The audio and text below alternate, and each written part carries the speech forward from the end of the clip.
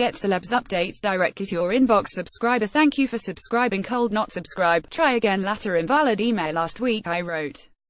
Week 7, the week I left. I suspect a double firing. And the double firing nearly happened too. I think. The quirky characters that make us all the show have been purposely left in the mix by the quirkiest character of them all, that delighty sweet little man on the other side of the table.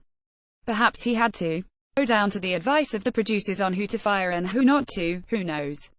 Let's admit one thing to ourselves as viewers though, seeing that lots squabble and stumble their way through each task is our voyeuristic fix for the week. We need big characters to make good TV at the end of the day. Be it Lord Sugar's grumpy old Richmond get-up, be it my monobrow and one-liners last year, be it Elizabeth's Bull and Ash-Nash-up attitude this time around. And just like yours truly and Lord Sugar, I think Elizabeth will end up being one of two things to people: an inspiration to some, a freak to others.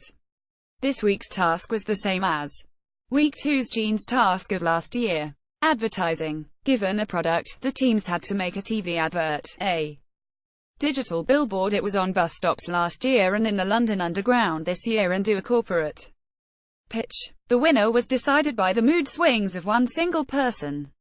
Let's begin this barbecue this week. I felt Sajin Shah was let go because he was a proper contender rather than a character. I think that video advert he made was a thing of class. If you notice, Carey, when saddled with a horrible location, he chose to focus on close-up shots of the car so as to try and mitigate the Norman Village backdrop.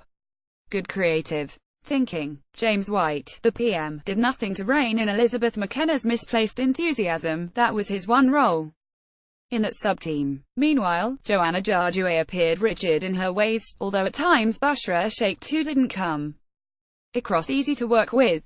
And Elizabeth was, well, herself really. But Sajin was the one who was let go. I'm surprised that Joanna is still in, because she appears to get quite upset at the slightest criticism from fellow candidates, and appears insecure and immature at times. She reminds me so much of Alana Spencer from last year, but seeing as the latter won the title in the end, one can't say anything about Joanna's prospects. It's all about who appears more moldable and easy to manage to the hiring manager, I guess. The more grown-up candidates have their own take on life and work, and may not be as awe-inspired and deferent in their behavior towards their 5050 business partner. Heck, they might treat him as an equal.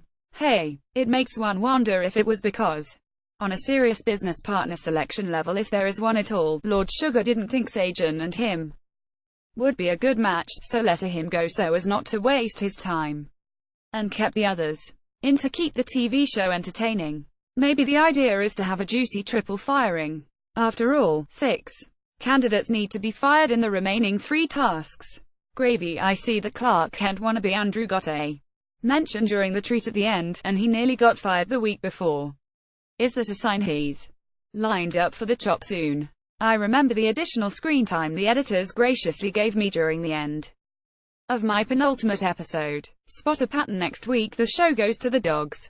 Literally. Let's see if the teams can keep their tails up. Woof. Karthik specializes in entrepreneurial and motivational public speaking, and has founded www.alifeguru.com.